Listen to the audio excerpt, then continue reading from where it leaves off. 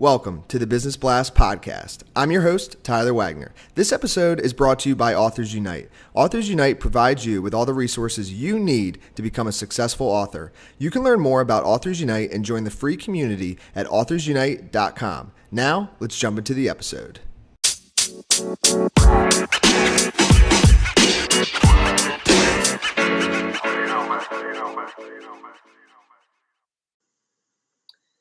All right, everyone. Welcome back to another episode of the Business Blast podcast. I'm your host, Tyler Wagner. Today, I have a very special guest. Her name is Terri Potter, and she is a writer and founder of Teabeapea Creative Services. So welcome to the show.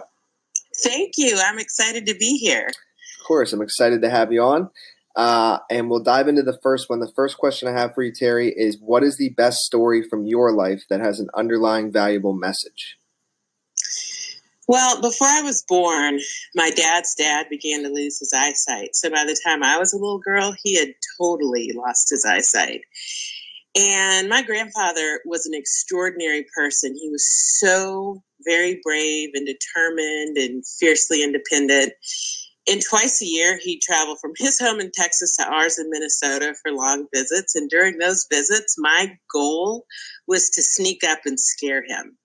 Yes, I was determined to startle my grandfather, and I never succeeded, but I tried, tiptoeing as quietly as I could. And so one day when I was about 8 or 9, I went as far as dropping to my belly and army crawling up my way up our cold slate hallway floor toward the kitchen where he was seated, nodding off.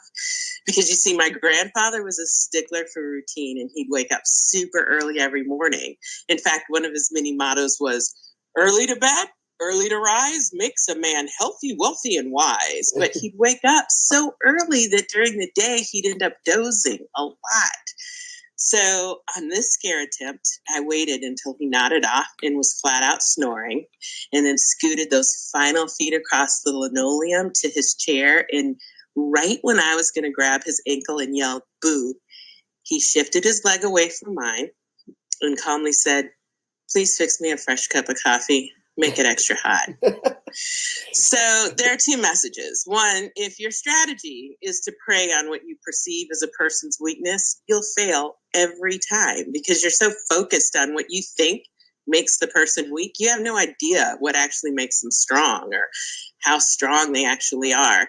And then also, if your strategy is to prey on what you perceive as a person's weakness, you're just kind of a jerk. Agreed. And thank you for sharing that. That story had me on the tip of my toes. And the next one I have for you is, what is the most valuable piece of information we should know that's within your expertise or industry? Stay on top of new technology and don't let it intimidate you. People hear a new tech term like Bitcoin or blockchain or cryptocurrency and think it sounds too complex or far-fetched or both, and then they want to resist it. But the reality is that if the technology is going to become part of our everyday lives, and it is, there are people like me who will make it easy to understand and use. And what is your best piece of overall business advice, so not necessarily industry specific? Overall business advice, you can never be too kind. And if you could give your younger self one piece of advice, what would that be? Well, when I was in high school, an upperclassman and friend and mentor told me, take everything you do seriously, but never take yourself seriously. And I thought it was brilliant because she is brilliant. But it's taken many years to understand that for me, I'm better served when I take myself more seriously than my work. And so are my clients, and so is my family. And in your opinion, what is the key to happiness?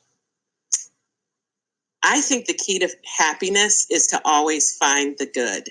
Look for the good, find the good in everyone, in every situation, and in yourself. Make it a habit to find the good, and that's where you'll find your happiness. And what is the best book that you've read, and what was the number one thing you learned from that? Well, the best book that I've read is called The Monster at the End of This Story by John Stone. And John Stone was an original crew member on Sesame Street.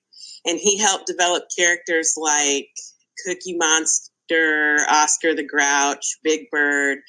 And so in this story, Grover is this lovable, furry little guy, and he's distressed to learn that there's a monster at the end of the book.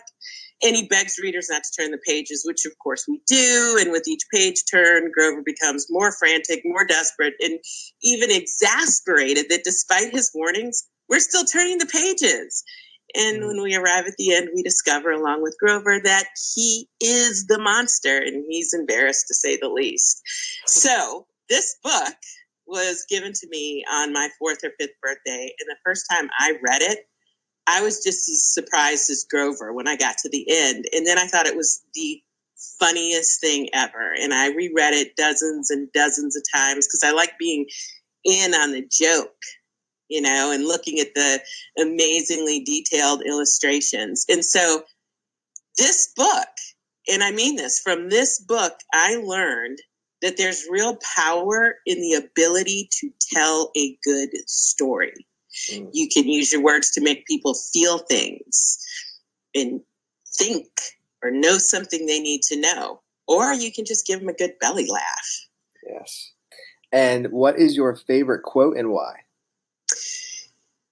I'll go with a modified version of my grandfather's. Early to bed, early to rise makes me productive, healthy, and hopefully wise. I love it. Thank you so much for coming on. The last question I have for you before we let you go is, where's the best place for people to find you online?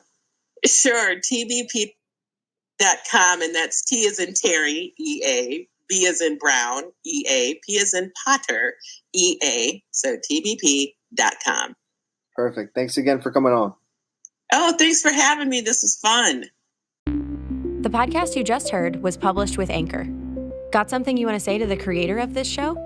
Send them a voice message using the Anchor app, free for iOS and Android.